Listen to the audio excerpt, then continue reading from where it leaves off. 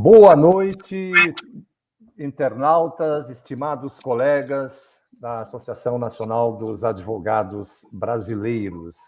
Aqui estamos iniciando mais uma transmissão hoje da Associação Nacional dos Advogados Brasileiros, dia 7 de março de 2022, quando são 20 horas e 31 minutos. Estamos hoje abrindo essa live com a participação muito honrada do nosso constitucionalista, Dr. Robson Aparecido Ramos, como vocês já podem ver aí na tela. Queremos saudar, como de fato e como de costume, os nossos presidentes regionais, suplentes, internautas de um modo geral, jornalistas, como o jornalista José Luiz, do Jornal O Novo, que tem a sua plataforma do jornal no Twitter, e também nosso colega, irmão, jornalista, doutor Domingos da Paz, da Comissão Nacional de Combate à Corrupção, que aqui rendemos a nossa homenagem pela colação de grau promovido recentemente na sua instituição de ensino superior. Seja, então, muito bem-vindo a mais esse clube seleto dos advogados e advogadas do nosso território brasileiro. O tema da live de hoje, como já foi anunciado, é o curso do Direito Patrulhamento Ideológico nas faculdades, universidades e campos. Poder Judiciário é um poder da República ou não? Qual o papel do IAB, do Instituto dos Advogados Brasileiros, em nosso ambiente do Poder Judiciário?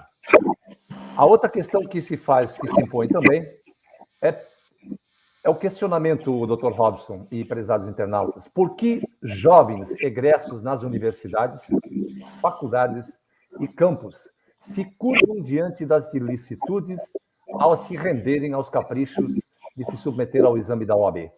Que tipo de delírio jurídico domina o caráter desses jovens, sabendo que o que vivemos em nosso país é uma grande farsa e uma grande fantasia? O Brasil possui aproximadamente 600 mil advogados não autorizados ao exercício profissional da advocacia.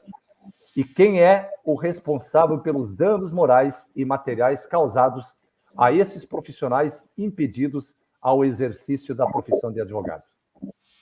Um curso universitário está revestido de todas as formas, a fim de que, ao final da conclusão do curso, o ato de colação de grau, percebam, o ato de colação de grau esteja revestido do ato jurídico perfeito.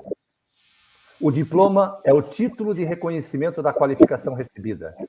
Harmoniza-se com o artigo 5º, inciso 13 da Constituição. O certificado expedido pela Ordem dos Advogados do Brasil atesta apenas que a pessoa realizou a prova do exame de ordem, mas não atesta, não qualifica a formação profissional. Diante desse quadro, como é possível que o Estado brasileiro autorize as instituições de ensino superior a proferir cursos superiores sem que o profissional tenha o direito do exercício profissional? Que Estado é esse, Dr. Robson? Estamos diante da ilicitude de atos ilícitos, não podem ser convalidados. E isso me parece que é algo muito grave. O legislador assim determinou, dizem aqueles que a prova da ordem é uma exigência da Lei 8.906. Legislador? Ou seriam os agentes ditadores financiados pela casta do direito no Brasil, sobretudo no Congresso Nacional, convalidados os atos no Poder Judiciário? Seriam isso? Quando a lei for instrumento de desordem, Dr. Robson Ramos, descumpri-la é a ordem. Portanto, estamos inaugurando nessa live mais uma vez. Queremos ouvir o nosso nobre, dileto constitucionalista, que hoje nos dá a honra da participação dessa nossa live para tratar desse assunto. Boa noite, Dr. Robson Ramos. Seja muito bem-vindo ao nosso encontro semanal. Boa noite, Dr. Carlos. Boa noite, colegas internautas.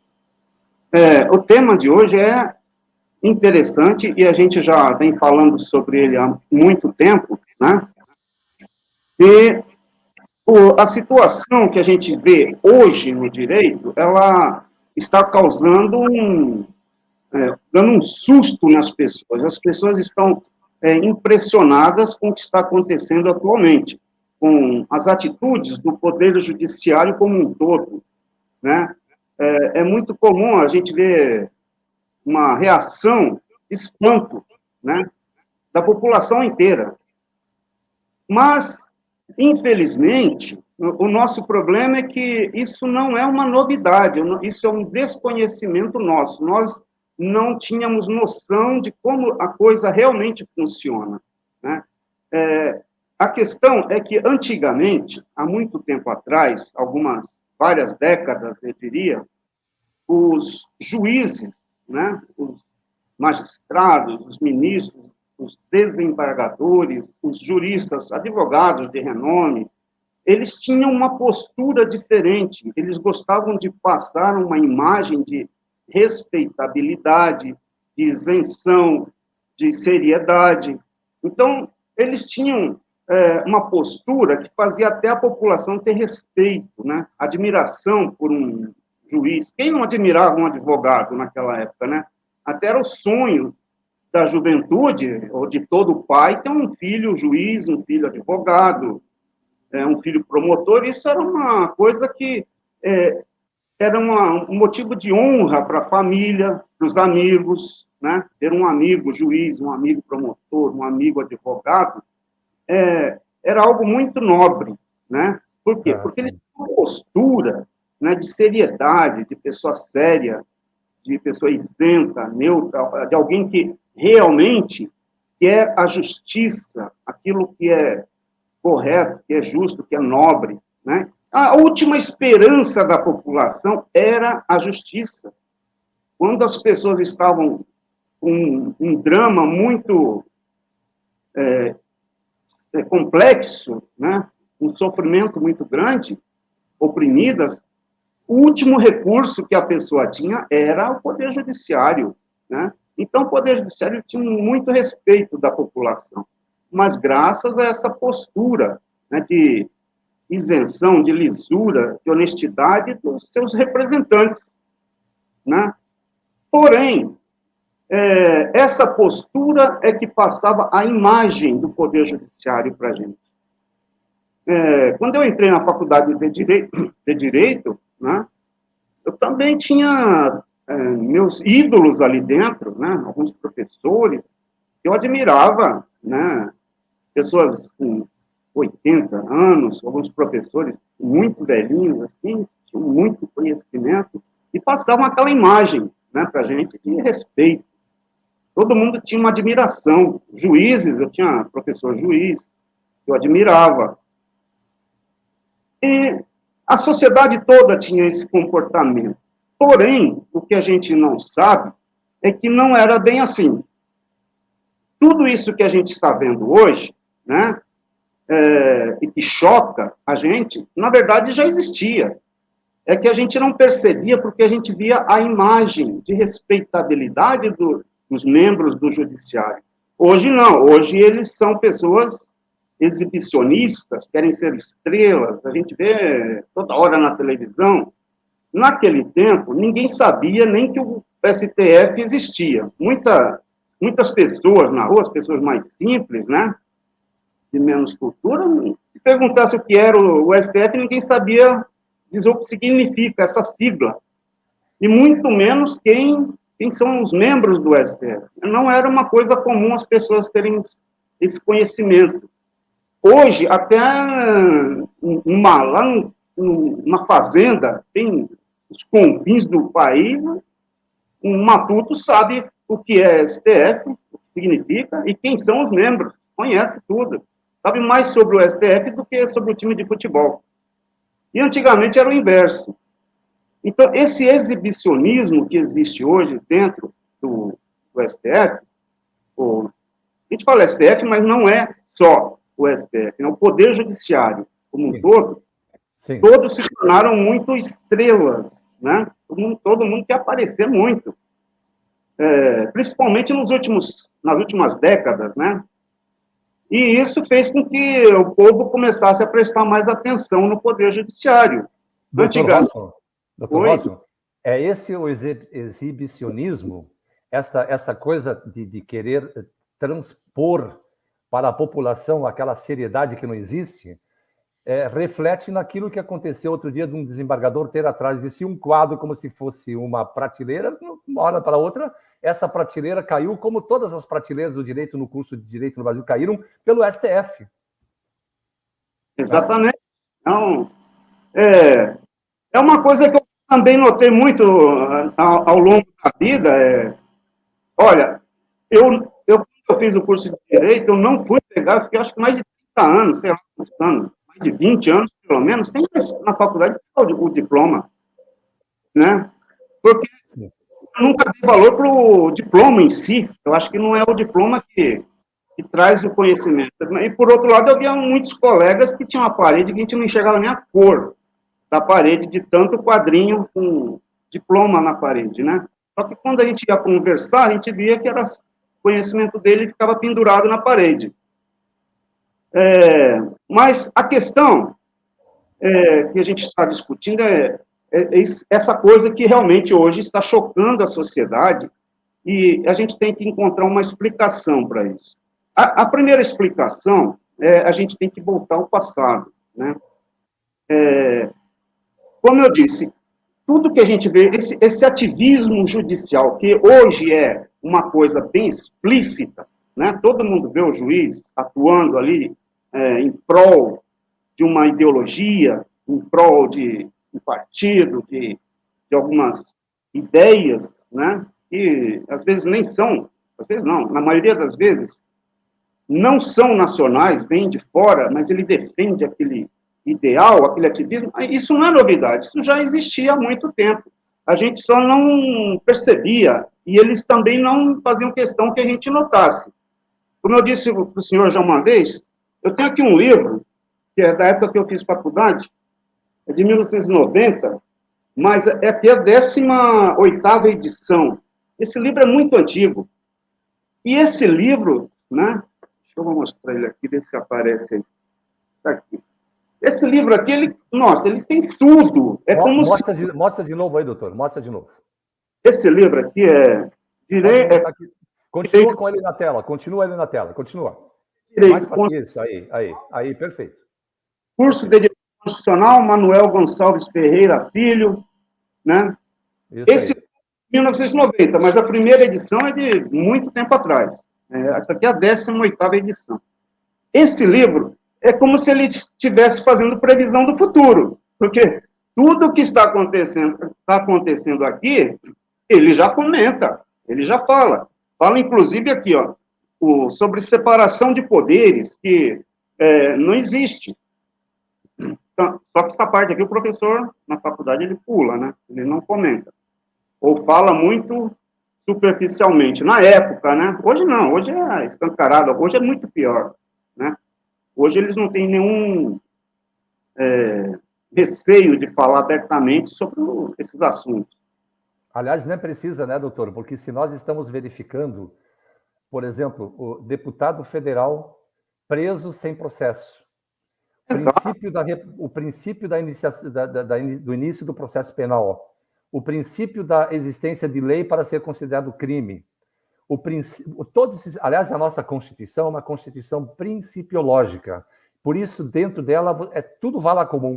O princípio da dignidade da pessoa humana vale para todo mundo, menos para as pessoas que não concordam com o sistema. Exatamente. Agora, esses conceitos, né, que a gente está ouvindo agora pela primeira vez, porque não era comum a gente escutar isso, esses conceitos já existiam, né? A gente vê Constituição viva, mutante, né? Esses conceitos que eles criam para interpretar a legislação de acordo com a vontade do juiz, né? Que a lei que faz com que haja uma invasão de função, ele saia da área dele e entre na do executivo, na do legislativo. Isso para a gente parece novidade, mas não é novidade, isso é muito antigo. Aqui nesse livro, por exemplo, ele fala assim, que essa separação de poderes, né, prevista pelo Montesquieu, não existe, né? Diz que não existe. Por quê? Mas aí vem os argumentos falaciosos. Ele diz que todos os três poderes praticam atos, né, ou atos administrativos, ato legislativo e atos do judiciário. O legislativo julga, né, que é a função do judiciário, ele julga o presidente, não tem impeachment, ele faz as leis internas, né, e ele pratica atos administrativos dentro do Congresso, então ele exerce as três funções, entre aspas, ali, né? E o executivo também faz decretos, portanto, legisla, ele pratica os seus atos, que são administrativos, e também faz julgamento quando ele tem um processo administrativo. Então, eles usam esse argumento, que na prática é falacioso. E o judiciário também exerce as três funções. Ele faz ato administrativo quando ele organiza um tribunal, faz um ato legislativo quando ele edita uma norma interna. Portanto, o judiciário faz as três funções, assim como os demais. Portanto, não existe para estes autores a ideia de separação de poderes. Eles dizem que os poderes se interpenetram, né? Por isso, eles alegam, aqui ele alega no livro aqui, que essa separação de poder vai ser extinta, não vai existir mais, porque todos praticam atos. Já não tem mais, né, doutor? Exatamente, é o que eles alegam. Porém, se nós formos levar o conceito dele no pé da letra, ao pé da letra, aí quem é que vai ser a autoridade suprema, né? Qual dos três poderes vai ser a autoridade suprema? O legislativo, o executivo ou o judiciário? É óbvio que na interpretação deles, isso vai acabar na mão do judiciário, né? Porém, nós temos que voltar ao passado. Quando surgiu essa separação de poderes, foi John Locke e Montesquieu que começaram isso. Não que eles tenham criado, porque isso já existia anteriormente. O Aristóteles já tinha falado sobre isso. Já existiam leis ali na Inglaterra, né? A Inglaterra é que deu assim, o início nessa separação de poderes. Então, mas eles que sistematizaram essa ideia de separação de poderes, né? E a ideia, a princípio, né, para John Locke, era que o poder judiciário seria uma secretaria, um apêndice do poder executivo, porque, na verdade, o poder judiciário, ele apenas executa as leis, que é a função do executivo. Então, foi a princípio previsto que o judiciário seria um apêndice, né, um ministério, uma secretaria do poder executivo. Doutor, separado. Doutor, então me permite um detalhe. Nós temos, pelo princípio do artigo 1º da Constituição Federal, nós temos que todo o poder emana do povo, em nome dele exercido pelo seu representante legal, pelo voto direto, secreto, aquela coisa toda. Pois bem, se o poder emana do povo, nós temos o poder legislativo e o poder executivo. Esses, para mim, são dois poderes que representam a vontade popular. O terceiro, pode até ser essa tripartite aí, mas o terceiro, nesse ambiente dualista, o terceiro item, que é o poder judiciário, para mim é um órgão de governo, para mim não é um poder judiciário, não um poder constituído. Ele nasceu como um apêndice do poder executivo, então ele não tem esse poder todo, ele é uma secretaria separada. E por que nós estamos falando em poder judiciário, quando na verdade é um órgão de poder?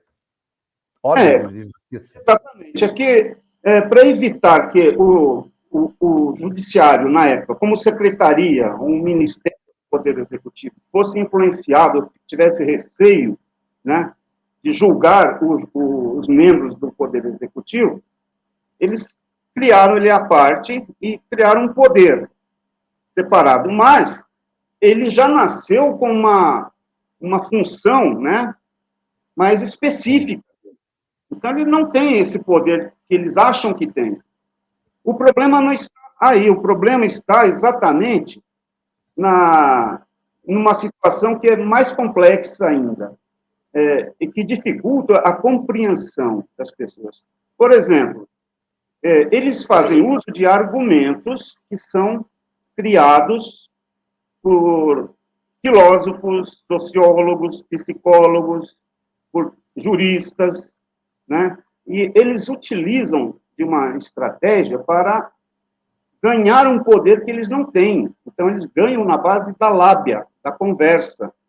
Por exemplo, o senhor citou aí que o poder emana do povo, né? Mas nós aqui, né, na verdade, não temos poder nenhum. Eles convencem a gente de que realmente o poder emana do povo. Por quê? Porque essa foi a ideia do Montesquieu. O Montesquieu realmente criou esse sistema, né, que nós acreditamos que exista no Brasil e não existe na prática, né? O Montesquieu dizia que uma lei, para ser válida, ela tem que ter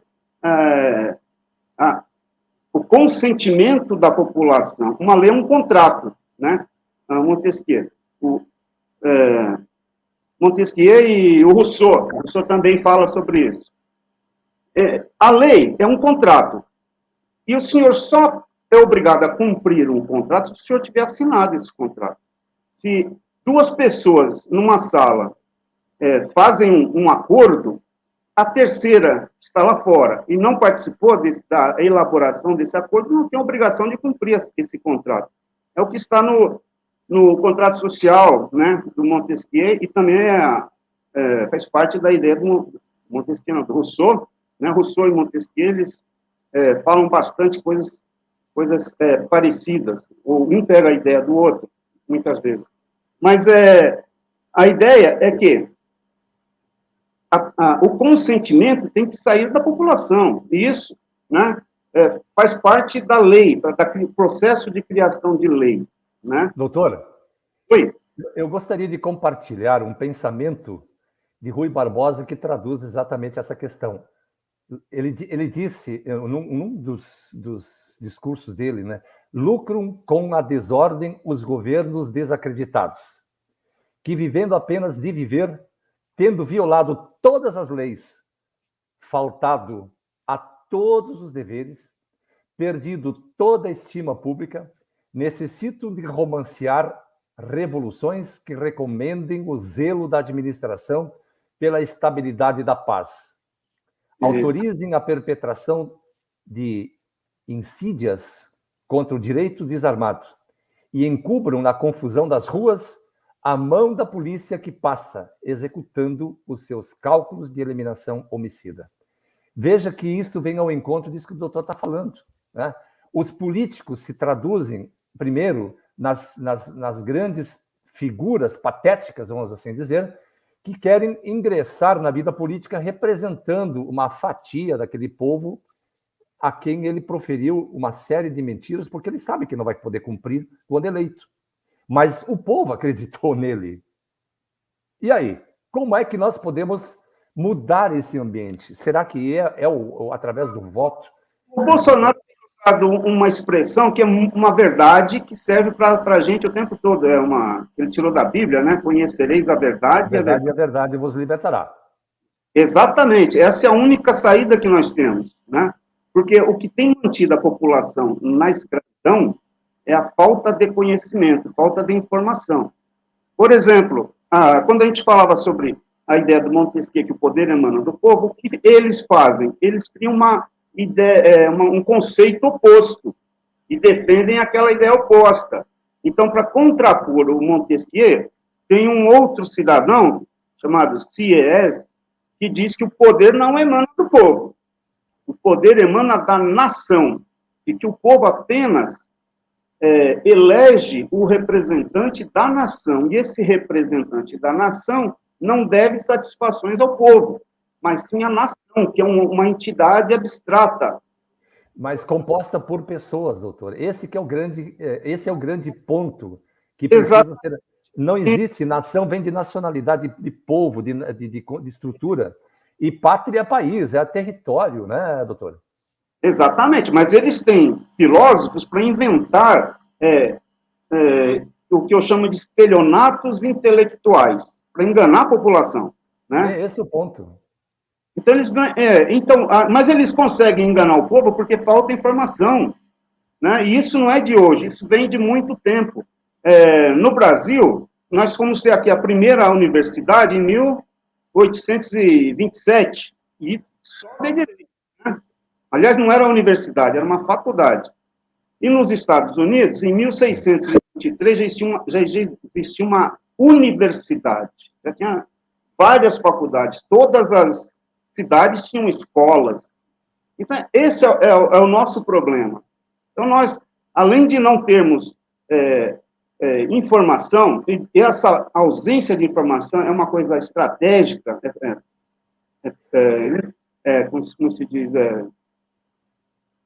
ela não é sem querer, me falta o termo aqui agora. Eles pegam a informação, né? Deixa apenas para fazer um parênteses no meio dessa situação toda. Onde é que o IAB entra nessa história e quem é o IAB? Exatamente, o IAB, o Instituto dos Advogados Brasileiros de 1843, exatamente. Quando surgiu a primeira faculdade, foi em 1827, logo em seguida, em 1843, surgiu o IAB, né? Esse pessoal que criou o IAB, eles não saíram, não deixaram de existir. O IAB, tanto é que o IAB ainda existe e continua interferindo na política do país. Então, nada no Brasil acontece sem querer, tudo é intencional. Essas pessoas que sonegaram informação para o Brasil, eles começaram muito tempo atrás, né? Eu já li um livro de histórias história do Brasil, escrito por um inglês. Então, durante o Império, quando tinham os portos eram fechados, né, a navios estrangeiros, quando vinha um navio com um passageiro para o Brasil, eles não permitiam que o passageiro tivesse contato com o cidadão brasileiro, residente aqui na colônia. Por quê?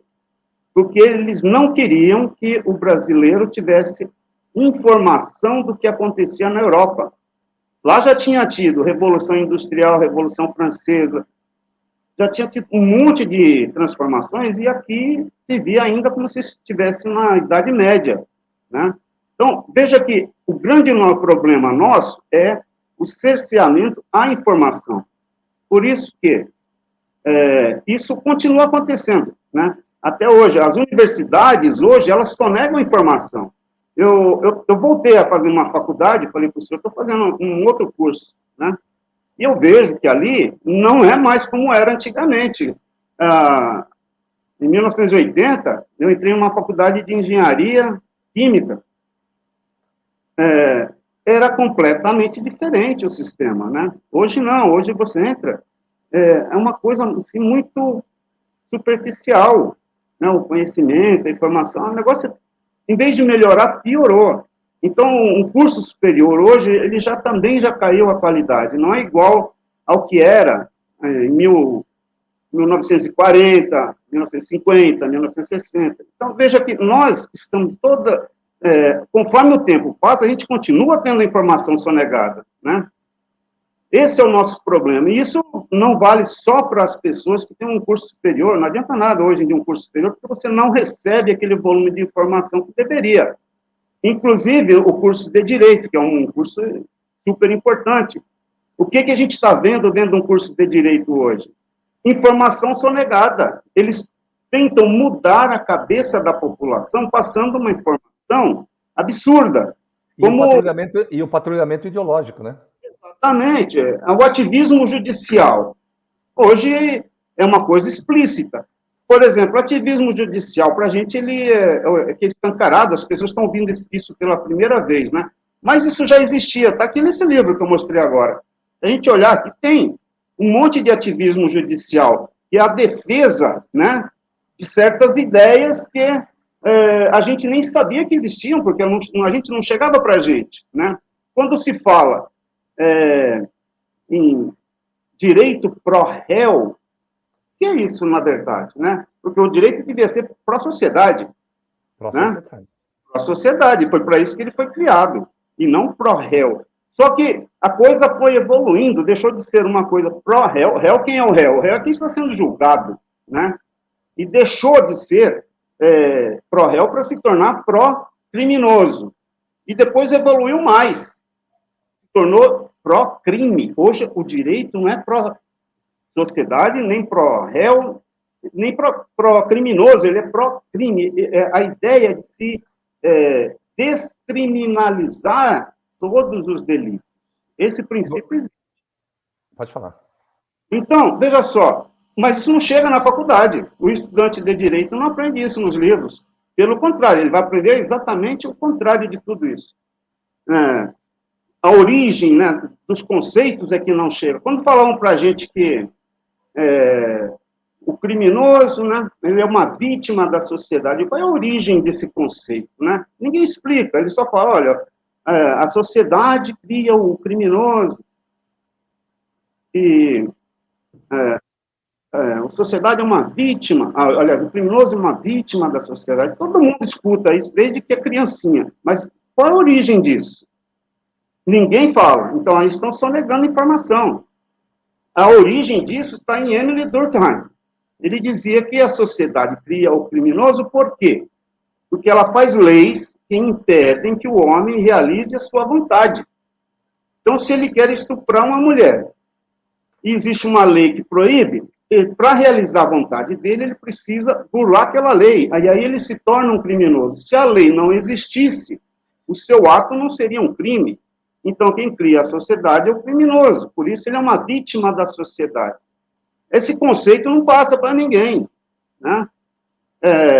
Quando a gente escuta aí essa ideia de descriminalizar, acabar com o crime, ou de que a pena tem que ser extinta, né? A ideia de se trocar a punição, a ideia de que a pena não é para punir o criminoso, ela tem a finalidade de ressocializar, de reeducar, né?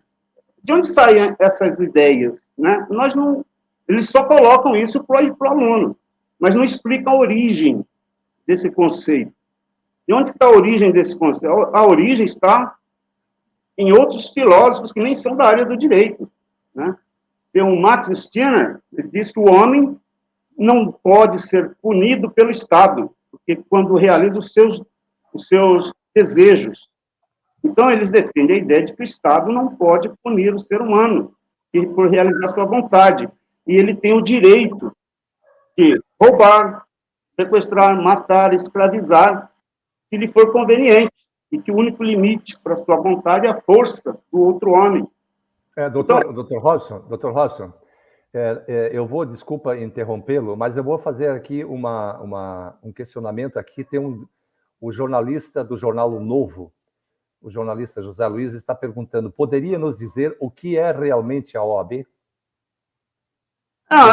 Depois de concluir o seu pensamento, aí fica o questionamento. Para finalizar, a educação, né? A educação ela é muito deteriorada, porque eles não passam para as pessoas aquilo que deveriam, né? Por isso, hoje a gente está se sentindo chocado com conceitos como Constituição mutante, né? Constituição viva, Constituição orgânica, e outros conceitos como esse, que para a gente é novidade hoje. Uma outra, doutor, desculpa, o doutor deixa a brecha e eu tenho que bater a bola aqui. Quando fala do ativismo judicial, quem é que poderia ser contra de uma frase tão bonita assim, ó, transcendência dos motivos determinantes na palavra do ministro ou aquele ministro Roberto Barroso. Quando trata de uma questão que não encontra amparo legal, ele transcende as questões que a Constituição estabelece. Portanto, nós não temos mais uma defesa das balizas constitucionais, nós temos uma transcendência. E parece que, desse ambiente do ativismo judicial, as faculdades começam a proferir esse tipo de tendência nos cursos de direito de abolir a baliza constitucional e penetrar no ambiente da extraconstitucionalidade. Não lhe parece isso, doutor Robson?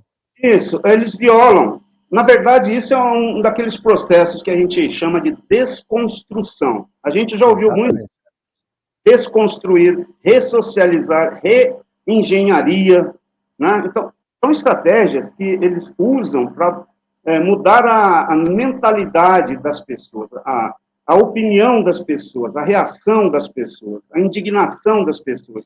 Veja só, quando eu ia falar sobre o assunto, a gente estava falando sobre... me perdi aqui, que eu ia falar de outro assunto.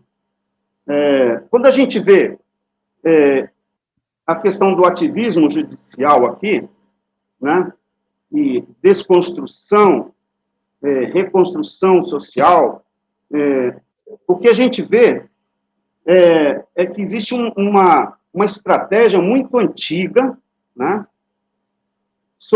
que faz de manipular a mente das pessoas. Isso acontece desde a época do IAB, né? Então, a gente vê esse ativismo judicial. Na verdade, o ativismo judicial, como eu disse aqui, ele já existe. Aqui nesse livro está cheio de ativismo judicial, só que ele não era escancarado, né? Mas já existe.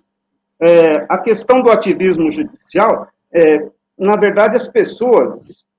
Ele não existe, porque para você praticar um ativismo judicial, você tem que agir contra a Constituição, contra o que está escrito, ou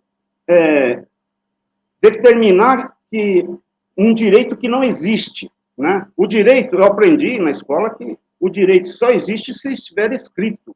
Se não estiver escrito, ele não existe, né? E quando o juiz viola a Constituição em nome de um ativismo, ele está praticando ou um ato ilícito ou um ato nulo. A Constituição, ela foi criada com uma única finalidade: colocar limite para o governante. Se a Constituição não impõe limite para o governante, ela não existe, ela não é uma Constituição. E é o que acontece. Isso também está previsto na Constituição com as peças constitucionais, freios e contrapesos. Parece que desapareceu, né, doutor? A lei existe para isso, para colocar limite. A partir do momento em que a lei pode ser interpretada segundo a vontade do juiz, né, acabou a lei não existe mais, e acabou o limite, né, do abuso do governante. O governante pode cometer o abuso que ele quiser, porque basta modificar a lei. Aliás, antes era através de mudanças formais, né, no Congresso. Isso também não é permitido. A Constituição ela tem que ter uma estrutura fixa, rígida, que não permite ser alterada. Eu gostaria de chamar a atenção, doutor, para essa colocação feita pelo doutor Genebra Plus. O Plus deve ser algo criado por ele, mas o que eu quero chamar a atenção, o que ele fala aí.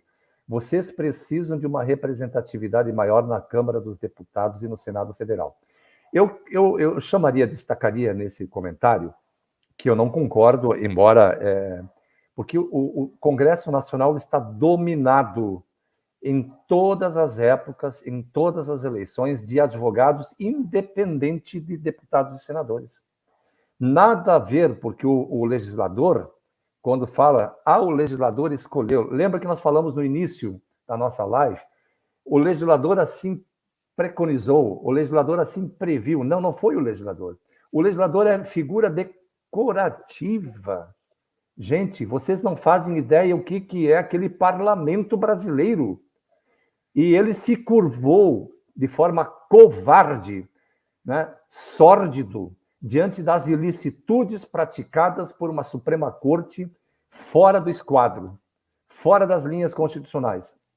Então, embora eu entenda o doutor Genebra, né, esse nosso colega, mas não é o legislador que faz as leis. Quem elabora as leis são aqueles que estão inscritos lá naquela instituição, né, que supostamente teria sido criado pela Lei 8.906 e não foi, todos nós sabemos, e foi extinta pelo Decreto 11 de 91. Portanto, nós estamos vivendo um castelo do direito no Brasil construído às margens de Brasília, como se um mar fosse, que na menor onda destrói tudo.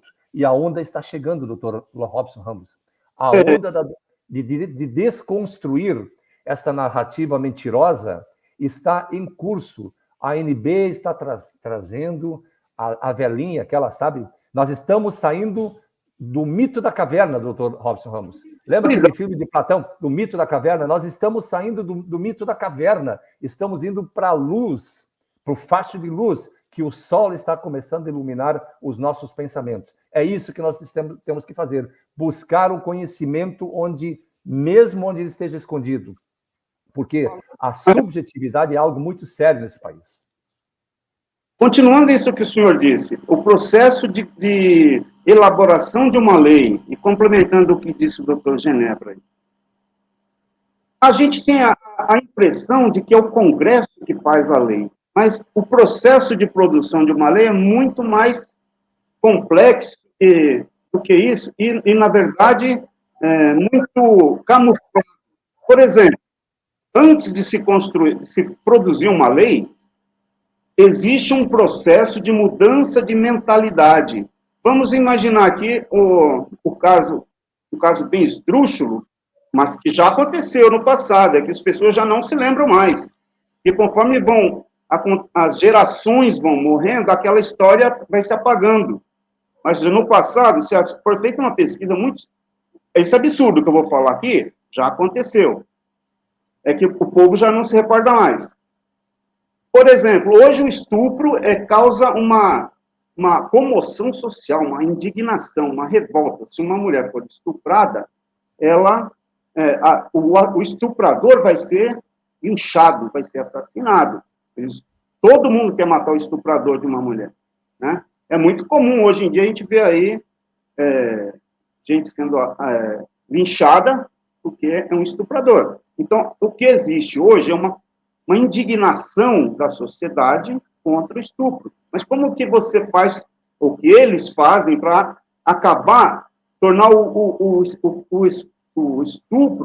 um não crime, descriminalizar o estupro? Eles trabalham primeiro na mente das pessoas, esse é o processo que eles usam. Eles são muito engenhosos, né? Eles começam, por exemplo, criando uma reunião de uma pseudociência, né? Psicólogos, sociólogos, filósofos, um instituto de renome, entre aspas, né? Lá no Canadá, ou na Inglaterra, ou algum lugar que passe credibilidade, né? E passam a dizer que o estuprador é um doente. Eles criam a ideia de que aquilo é uma doença. E, em seguida, eles fazem um paper, um documento, né? Publicam numa revista científica, e, a partir daí, começa a imprensa, a televisão, jornalista, novela, todo mundo a trabalhar essa ideia de que o estuprador é doente. Como uma pessoa é doente, você não pode punir uma pessoa porque ela é doente. Então, você já começa a criar na cabeça da sociedade uma tolerância, uma aceitação. E, com o tempo, as pessoas deixam de ficar... E uma submissão também, né? Oi? E uma submissão. Mas o trabalho aí é psicológico, é na cabeça das pessoas, para mudar a forma de enxergar aquele tema. E as pessoas passam a aceitar aquela ideia e não ficam mais indignadas. Quando acontece um estupro, coitado, ele é doente, tem que internar. Aí, o judiciário entra na história em seguida. Aí os juízes, os ministros, começam a fazer votos, né, usando a ideia, né, de que o cidadão é doente. O judiciário também ratifica essa ideia. Aí ela passa a ser aceita oficialmente, inclusive por jurisprudência, né? Passa a ter uma jurisprudência. Como a jurisprudência já existe e o povo já aceitou, aí vai para o Congresso. Aí, quando chega no Congresso, o deputado aceita também. Mas o que o deputado não sabe é que aquilo teve um processo, né, para chegar no Congresso. E ele já recebe aquilo com uma docilidade maior, e não com a indignação que ele teria se hoje alguém chegasse no Congresso e apresentasse um projeto falando, olha, nós vamos descriminalizar o estupro, né? Hoje, essa ideia seria mal recebida, ela não passaria. Mas como ela passa por essas etapas de desconstrução, né, da sociedade, né, de reconstrução do pensamento, quando chega no Congresso, eles aprovam. Né? E quem foi que escreveu isso tudo? Foi um jurista. O Código Penal ele não é escrito por analfabetos. Mas, por falar nisso, eu peguei o Código Penal de 1840. Não tem diferença praticamente nenhuma do que tem hoje. Então, veja só, quando a gente fala aqui de crime continuado, por exemplo, né, que é uma pessoa sai praticando... Doutor Robson, eu só vou lhe pedir um favorzinho, eu vou responder o doutor Sandro Mazzoni, para ele contatar com a doutora Leonice, né, eu vou ver se eu tenho aqui o contato dela com a doutora Léo, aí vocês podem ver na sua tela, que ele está pedindo o meu telefone, darei com muita honra, doutor, com muita honra. Ligue para a doutora Leonice, só não vou dar ele aqui no ar, justamente porque nós temos uma hierarquia de comunicação interna, cada um tem a sua função, e nós estamos distribuindo tarefas, porque é tudo voluntário, né? Aqui ninguém é pago para nada, nós somos todos voluntários, então faça esse contato com a doutora Léo, que ela lhe passará o meu contato para que possamos conversar. Será uma grande honra, doutor. Muito obrigado, doutor Robson. Desculpa, mais uma vez, interrompê-lo. Tudo bem. Então, veja só. A questão é que nós precisamos nos organizarmos para fazer exatamente isso. Conhecereis a verdade, e a verdade vos libertará. Quando se fala de verdade, por exemplo, antigamente a verdade a origem da verdade, a fonte da verdade era a autoridade. Isso na Idade Média. Era o rei, né? Uma autoridade como o barão, um guru, que é o Papa. A ciência surgiu, os liberais, os iluministas, as pessoas que fizeram a revolução do iluminismo, eles passaram a ter como fonte da verdade o empirismo, né? A ciência, a matemática, a razão, a lógica. E durante muito tempo isso foi utilizado. O que acontecia naquela época? Você, quando faz uma afirmação, aquela afirmação só é verdade se for provada que ela é verdadeira. Tem que ser provada empiricamente, cientificamente, matematicamente. Tem que ser demonstrada aquela verdade, né? E o que aconteceu? Hoje, eles estão invertendo novamente esse conceito. E hoje, a verdade deixou de ser a ciência, né, a demonstração científica. Por quê? Primeiro, porque inventaram muitas pseudociências, falsas ciências, né? E porque também tornaram o conceito de ciência pejorativo, sem credibilidade. Hoje, qualquer coisa é ciência, né? Qualquer pessoa fala uma bobagem e diz que aquilo tem fundamento científico, mas não é ciência, é uma pseudociência. E o que nós estamos sentindo hoje, percebendo, é que as pessoas estão aceitando a palavra da autoridade como fonte da verdade novamente. E quem são essas pessoas? São psicólogos, sociólogos, juristas, e por isso que a gente vê muitos conceitos se tornarem lei. Quem faz a lei normalmente é o Congresso. Mas o que acontece? A gente está falando aqui de produção de lei. O jurista cria um conceito, aquele conceito passa a ser adotado pelo judiciário como se fosse uma lei, né? O juiz passa a seguir aquele conceito como se fosse uma lei e, em seguida, vai para o Congresso e aí sim se transforma em lei. Então, esse processo todo é que nós temos deixado acontecer. Nós não estamos interferindo nesse processo. Por isso que a gente tem ficado chocado, porque eles perderam aquela postura, né, de respeito, de isenção. Hoje não, eles atropelam todo mundo e nós não temos como reagir. Esse é o grande problema. Doutor, você acredita que nós tenhamos que nos silenciar né, para não sermos marcados, como se diz, como gado, né, na paleta, como se diz aqui no Rio Grande do Sul, né, em razão de contrariar interesses econômicos, ofendendo o direito. Você falou há pouco, o estuprador normalmente sofre as consequências quando ele paga a pena. E quem estupra a lei, o que acontece? O que acontece? Na verdade, o direito não foi sequestrado no Brasil. Quem é o estuprador da lei e da ordem no país? Na verdade, o que acontece é que nós temos sido ludibriados, né? Dizem que existe uma república, mas nunca existiu uma república, porque o poder nunca foi uma res pública. Res pública, coisa pública. Nós nunca tivemos o poder como uma res pública. Então, acabou, não existe república, né? O que nós precisamos é instalar uma verdadeira república. O poder tem que se tornar uma res pública.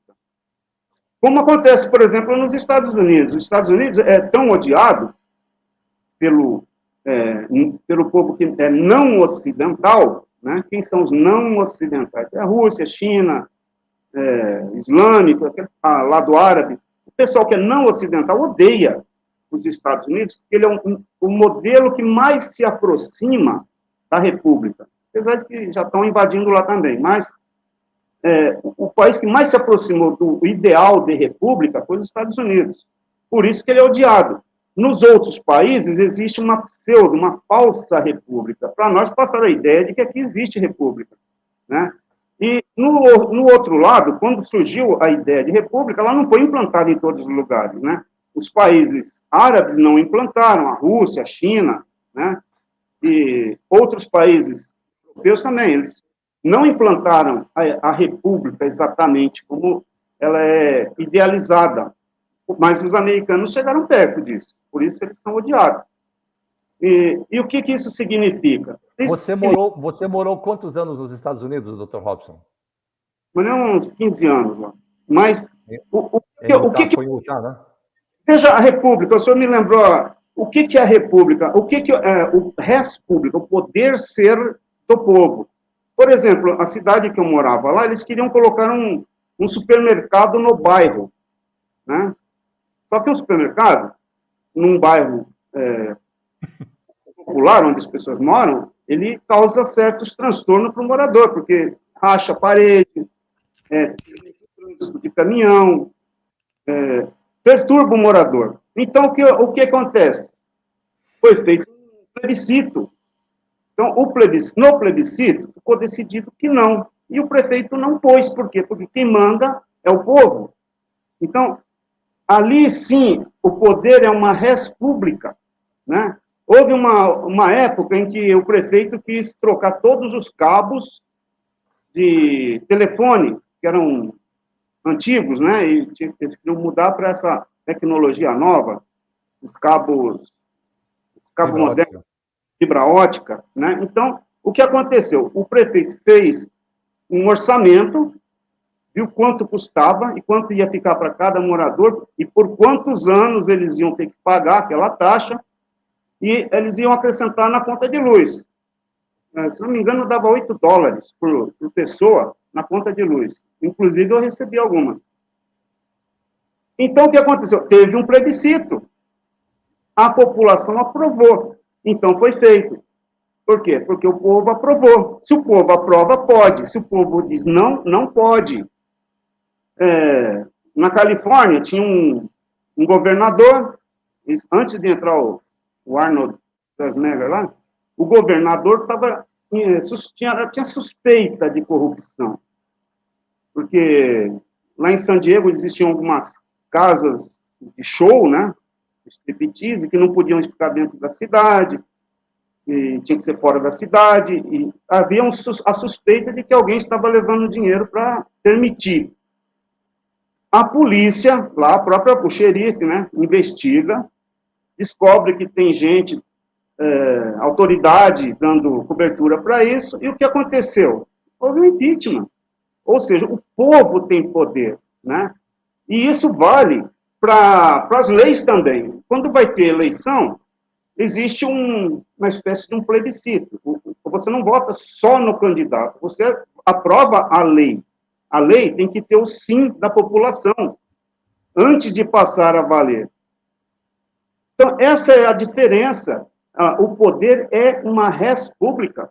Então, o povo pode tirar um governante, seja até o juiz, um ministro, que esteja pisando na bola, se os colegas dele não fizerem nada, o povo reúne, faz um plebiscito e tira fora. Né? Um recall, seja lá. Mas eles têm instrumentos legais para fazer isso. Agora, nós não temos instrumentos legais. Nós temos estelionatos intelectuais. Porque a nossa Constituição diz que o poder emana do povo e o povo exercerá esse poder soberano através do plebiscito e do referendo e da iniciativa direta. Porém, a mesma Constituição que fala isso, no artigo mais embaixo, fala que para ter plebiscito depende da permissão do Congresso, né? E só vai ser objeto de plebiscito aquilo que o Congresso permitir. Então, não existe, né? Então, é uma ideia falsa. O poder não é uma res pública, né? Sim, sim. Doutor, e diante de toda essa narrativa, toda essa orientação, todo esse conhecimento que dominamos hoje, onde nós podemos e como nós podemos dispor dele, uma vez que nós sabemos o que está errado. Nós somos formados, só para concluir o meu pensamento, nós sabemos o que está errado, nós sabemos o que a lei, que tipo de lei foi violada, e como nós, operadores do direito, sabendo dessa violação, como nós podemos nos insurgir para que ou o legislador, ou o juiz, ou o desembargador, ou o ministro, ele volta para o seu quadrado, ou ele deve ser literalmente afastado por uma força superior que faça cumprir as determinações, não que o homem manda, mas o que a lei manda. E se a lei da Constituição, a Constituição é lei a partir de elaborada a partir de pessoas que foram eleitas, embora nós sabemos muitos deles quem eram, né, para que houvesse uma Constituição promulgada por um Congresso que se traduz na representação do povo. E o que nós estamos verificando hoje, cada um patrocinando uma interpretação do seu modo, e aqueles que são os incautos, desprovidos de vigilância, eles acabam caindo numa armadilha, inocentes ou não, e acabam digerindo aquilo ali que depois vai fazer mal numa congestão, até mesmo com a morte, né? Da morte da liberdade, morte das garantias fundamentais, a morte da própria lei, a agressão aos próprios indivíduos, às pessoas, como está acontecendo hoje. Tem, inclusive, deputado com sua conta de salário presa, determinada por um ministro do Supremo Tribunal Federal, quando isso jamais poderia acontecer. Onde e quem coloca esses freios e contrapesos, meu nobre doutor Robson Ramos? Pois é, nós temos que reagir. A forma que a gente tem que fazer é pela informação, porque uma pessoa, uma andorinha sozinha não faz verão, né? Mas se nós conseguíssemos unir uma massa... Aqui na NB nós somos milhares. Sim, mas nós precisamos de muito mais. Muito mais. Vamos lá, vamos à guerra. Vamos à guerra, doutor. Temos que envolver toda a população. E nós precisamos de um instrumento capaz de reunir a massa toda, todo o povo, em torno de um único ideal, né? Qual é o ideal? O ideal é restabelecer a força da lei, restabelecer a força da Constituição. E todos aqueles valores, que mesmo que eles estivessem fingindo antigamente, eles respeitavam. Os juízes tinham uma seriedade, né? Aparentavam uma nobreza. Mesmo que eles não fossem, eles aparentavam, eles não eram descarados como são agora. Então é preciso restaurar aqueles valores antigos que existiam. Porque até mesmo aqui no livro está escrito, uma parte, esse livro aqui é antigo, ele já falava sobre essa bagunça, mas ele diz aqui que manter aquele sistema dava um certo equilíbrio para o governo. O governo era moderado, ou seja, não existia abuso de nenhum dos três poderes, nem o legislativo, nem o executivo, nem o judiciário extrapolavam, porque eles respeitavam a ideia de separação de poderes e aqueles princípios que a Constituição coloca como moralidade. Hoje até o termo moralidade é desconstruído. Eles se perguntam, o que é moral? O que é moralidade? Né? O criminoso também tem moral. Então, começou a perverter o conceito dos termos. Né? Então, virou esse problema. O que nós temos que fazer é disseminar bastante essa informação para a população, né? A criar mais pessoas pensantes que aprendam a contra-argumentar esses conceitos. Quando se fala em ativismo judicial, as pessoas aceitam. O juiz é ativista. Mas você aceita isso por quê? Isso é um conceito criado por um ser humano, né? E que tem interesse que você ache isso normal. Ativismo judicial é crime, ou é ato ilícito. Então, nós temos que criar uma forma de reagir a esses termos. Constituição mutante, nós aceitamos a ideia. Como que a gente vai aceitar? A gente tem que ter um grupo de pessoas que criem conceitos opostos e saiba argumentar contra esses... que eles dominam a gente através de conceitos. Né? Principalmente, a gente vai na faculdade, nos livros atuais, a gente tem um monte de conceito. E não tem ninguém... Doutor, com relação a esse tema que o doutor acaba de abordar, eu quero trazer a discussão aquele processo, recurso extraordinário 603-583, que julgou a constitucionalidade do exame de ordem. Outro dia nós tivemos uma live em que participou o brilhante professor Fernando Lima, e nós dissertamos sobre essa questão especificamente. Ora, se você lê os votos dos ministros, tem um voto do ministro Ricardo Lewandowski, quando fala do voto do ministro Dias Toffoli. Acompanho o eminente ministro Dias Toffoli em seu brilhante voto. Aí você vai lá e vê o voto do ministro Toffoli, ele só diz assim, acompanho o relator. Então, é um ativismo, naquele processo, doutor, ele está literalmente tomado, inundado, recheado do ativismo judicial. Eles, pela essência, mas sim pelo pelo núcleo, mas sim pela sua tangência, pelo ativismo em que todos os princípios são atirados na vala comum. Jogaram, na época, os advogados impedidos ao exercício da profissão, jogaram no limbo da sociedade, criminosamente, quando a força da lei e da ordem deveria ser exatamente amparar essas pessoas que não puderam exercer o exercício da profissão eleita desde o tempo em que ingressaram na faculdade até o momento em que o ato jurídico perfeito de colação de grau, quando outorgam ao formado o título de bacharel de grau, de bacharel em direito, cuja profissão é advogado. Quer queiram aqueles que dizem, não, o curso de direito não forma nada. Falácia pura, doutor Robson Ramos. O curso de direito forma advogado. E isto não se discute, doutor Robson.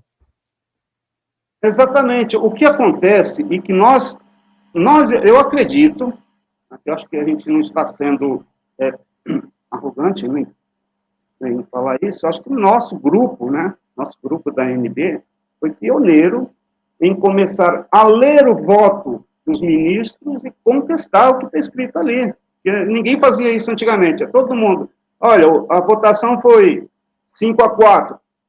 Tá bom, ninguém queria saber, só queria saber o placar, né? Mas ninguém ia lá pegar o voto, voto por voto, ler e comentar. Nós que começamos a fazer isso e mostrar que o que eles estão falando ali é uma grande asneira, grande bobagem, coisas às vezes sem sentido. Ou às vezes era preguiça, como o senhor mostrou aí, o cara tem preguiça de escrever um voto e sempre acompanha o relator, não escreveu nada ali, não fez nada, ele não exerceu a função dele, né? Ou ele escreve uma asneira do tipo, olha, a OAB é uma entidade sui generis. Meu né? Deus, meu Deus. Não existe na lei isso aí. Essa entidade não existe, existe no cérebro dele. E tem gente que aceita esse tipo de coisa, doutor? Gente, mas aí é que está a questão da psicologia que eles utilizam, o processo que eles utilizam, eles conhecem o processo do cérebro humano, como é que o cérebro humano funciona, né? Eles têm esse conhecimento. Então, eles usam esses termos para manipular a opinião pública. Eles vão fazendo com que as pessoas adquiram transformem aquele termo num conhecimento.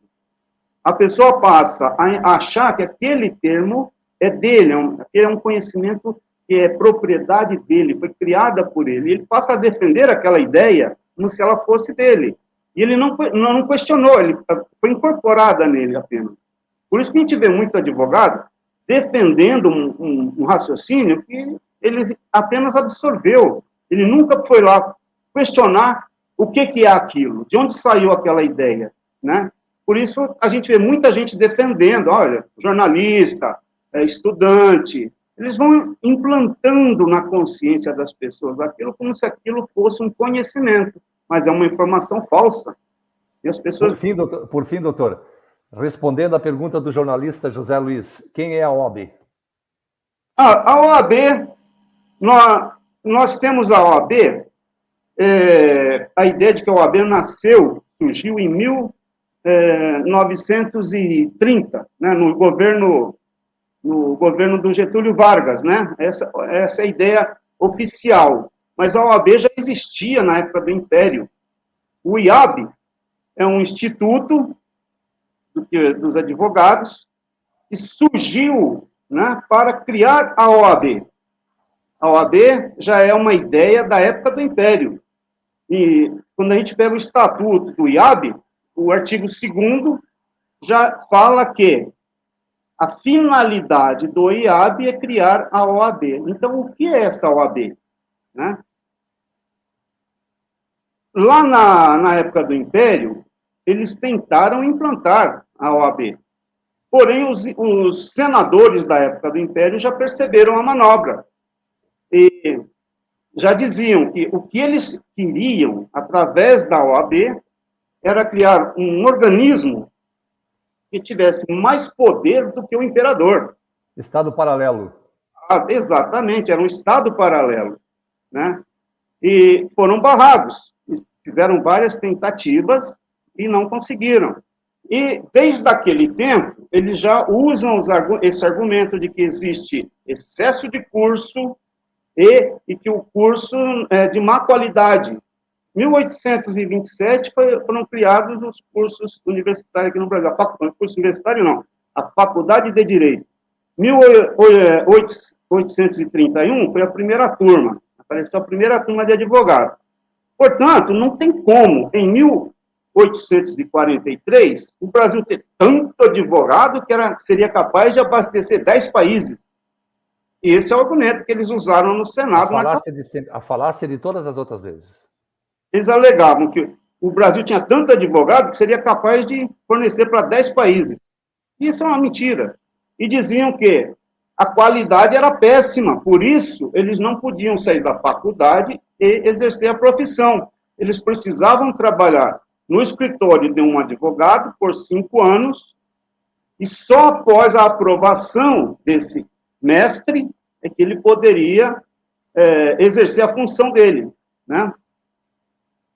O que aconteceu? Ali no Senado, eles falaram, bom, o que vocês estão querendo criar é um escravo de luxo, porque basta que o mestre reprove eternamente aquele estagiário, que nunca mais ele vai ser um homem livre, né? Então, veja só, os argumentos que eles usam hoje já usavam na época do Império. E qual era a ideia de se criar um Estado paralelo? A OAB. A OAB tinha como função, a ideia deles era criar uma entidade independente, autônoma, né? Um poder paralelo, exatamente isso. E foi o que aconteceu. Não diretamente, né? Primeiro criaram como autarquia vinculada ao poder judiciário, né? Eles viram que no Congresso, eles não passavam essa ideia, foram direto a um dos ministros, né? O Oswaldo Aranha, e conseguiram passar esse jabuti num decreto ali. E qual é a ideia? já do nascimento, era de cercear o poder, aliás, os direitos dos advogados, né? Nós temos aqui textos, né, documentos, que mostram que o argumento utilizado, né, por um ministro, na época, um desembargador, na época, para aprovar, veja só, quem aprovou não foi um advogado, foi um membro do Poder Judiciário, que aprovou, que levou esse projeto para o ministro do governo Vargas para criar a OAB. Então, a OAB foi criada por alguém do Poder Judiciário. Por que foi isso? Oswaldo Aranha. O ministro foi o ministro da Justiça, Oswaldo Aranha. Oswaldo Aranha, sim. Mas a pessoa que fez o projeto e entregou para ele era um membro do Poder Judiciário. Da fundação do IAB. Um dos membros do IAB. Então, o IAB, ele se infiltrou ao longo de todos esses anos em todos os setores do país. No executivo, no judiciário e no legislativo. Então, eles têm membros infiltrados ali. Até hoje é assim, né? Nós temos documentos de reuniões dentro do IAB, onde estão autoridades aí que a gente fala, pô, como que esse cidadão está participando de uma reunião dentro de uma entidade privada, né, para decidir assuntos de interesse nacional? É uma coisa que deveria dar cadeia num país normal, né? Doutor, infelizmente estamos chegando ao nosso limite do tempo. Já passamos 11 minutos, normalmente a live de 1 minuto e 5, 1 hora e 5, estamos 1 hora e 12. E parece que nós temos muitos assuntos ainda para tratar, muitos. Eu só espero que o doutor aceite o nosso próximo convite para participar, para falar um pouco mais dessa estrutura do direito no Brasil, que é uma matéria que o doutor domina com muita propriedade. Então, eu vou lhe conceder mais 1 minuto para suas considerações, uma vez que nosso tempo se esgotou, esperando num futuro muito breve poder tê-lo de volta em nossa live para prosseguir nessa tão importante tarefa de esclarecer aos nossos internautas o que é o Brasil no âmbito do direito. Isso me parece de grande e extrema importância para os operadores do direito, não só aqueles que querem ter o direito de advogar, mas aqueles outros, todos os demais que têm vínculo direto e indireto com o direito no Brasil. Então, doutor, a palavra é sua. Obrigado, eu quero desejar uma boa noite a todos os colegas. E o assunto que a gente tem abordado, nós temos repetido, já falado em ocasiões anteriores, né? Podemos voltar a falar sobre o IAB e OAB, que criam dois níveis de advogados, um de primeira categoria e um de segunda categoria. E a gente já abordou esse assunto numa ocasião, a doutora Leonice. Mas o que eu gostaria mesmo é que os colegas começassem a pensar em uma forma de divulgar bastante, criar um movimento nacional para que a gente consiga divulgar isso daí. Por isso que eu estou fazendo esse curso que eu falei para o senhor. Eu espero conseguir uma ideia nesse curso para a gente criar uma influência maior dentro da internet, aprender a aproveitar melhor esse recurso, né, em nosso favor. Eu acho que nós temos muito conteúdo para passar para a população, mas nós não temos um instrumento adequado ainda, eficiente o bastante, né?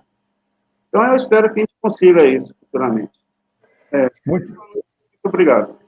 Muito bem, doutor Robson Ramos. Nós, tenho certeza que os nossos internautas se sentiram muito felizes com a sua exposição. Eu sei que o doutor é um estudioso nessa parte da estrutura política brasileira no ambiente da OAB, do IAB, do Supremo Tribunal Federal, e extraindo isso tudo da própria Constituição Federal. Embora saibamos que a Constituição é uma Constituição elaborada pela esquerda brasileira e não pelo povo brasileiro. Mas, enfim, isso é um tema para um próximo debate. Eu quero aqui, antes de encerrar a nossa live, informar aos nossos internautas que essa semana estaremos encaminhando, essa semana, diga-se amanhã, mais um lote de carteiras que serão expedidas para o Brasil. E, diante do volume muito grande de filiações, é uma verdadeira enxurrada de filiações que deixa toda a nossa diretoria e todos os presidentes regionais, seus respectivos suplentes, honrados, por receber tantas pessoas que realmente começaram a despertar para esse novo direito, Dr. Robson, essa nova formatação do direito que a ANB está formatando em nosso país. Então, nós nos sentimos muito recompensados por isso, termos pessoas importantes no nosso meio, que esclarecem essa parte, né, importante para todos nós, porque estamos submergindo, estamos sendo dragados, né, por esse sistema maquiavélico, né, maldito, que querem simplesmente sufragar o direito, tirando a lei e substituindo-a pelo homem. Isso realmente nós não podemos permitir. Então, quero dizer, aquelas pessoas que fizeram o pedido da carteira, não se preocupem, um pouco lento, porque nós somos todos voluntários na ANB, e, portanto, nós vamos fazer isso com cautela, com calma, mas todos irão receber nos próximos dias a sua carteira, ok? E aos novos filiados, queremos dar as boas-vindas, né, a esse seleto grupo desta grande família de filiados da ANB, que são milhares de todo o Brasil. Queremos aqui, mais uma vez, externar os nossos agradecimentos ao Dr. Robson Ramos, sempre com o seu brilho, sua dedicação, nos emprestando as informações precisas para que possamos tirar as nossas próprias conclusões, né, doutor? E a doutora Leonice, que está na retaguarda aí também, atendendo aos chamados e às respostas dos nossos internautas. Aos nossos queridos internautas, também queremos agradecer a participação, como todas as semanas tem feito. Queremos também desejar a todos uma excelente semana, esperando que na próxima semana, às 20 horas e 30 minutos, estaremos de volta mais uma vez com uma live, que desta vez vai ser um pouco diferente. Nós vamos trazer todo o histórico dos expedientes encaminhados ao presidente da República, que estão lá no gabinete da Secretaria-Geral da Presidência da República, aguardando decisão. Tem gente aí contando mentira, dizendo que o presidente não vai fazer nada, etc. E tal. Não estou falando que não é mentira. Eu estou dizendo que são as pessoas que não conhecem o rito que nós estamos buscando. Então, entre dizer a verdade e se somar ao esforço, não vamos destruir aquilo que está sendo construído, né? A menos que queiram ir lá para a Rússia e lá para aquele ambiente lá da guerra, né? Destruir as pessoas e tudo aquilo que foi construído ao longo dos anos. Então, aqui nós queremos construir um direito justo, perfeito, para que todos nós possamos ter um ambiente de dignidade dentro do nosso ambiente do direito e da justiça. Então, mais uma vez, muito obrigado a todos, a doutora Leonice também na retaguarda, os nossos internautas, que Deus os abençoe, uma boa semana. Semana que vem estaremos de volta com todo esse material e todas essas publicações. Desejamos a todos uma excelente noite, um bom descanso, gratidão eterna pela participação desse importante encontro dessa noite. Muito obrigado, muito boa noite. Se você achou importante esse vídeo, dê o seu joinha, é muito importante para nós, e compartilhe o vídeo. Até a próxima semana, se Deus assim permitir. Boa noite, um grande abraço a todos.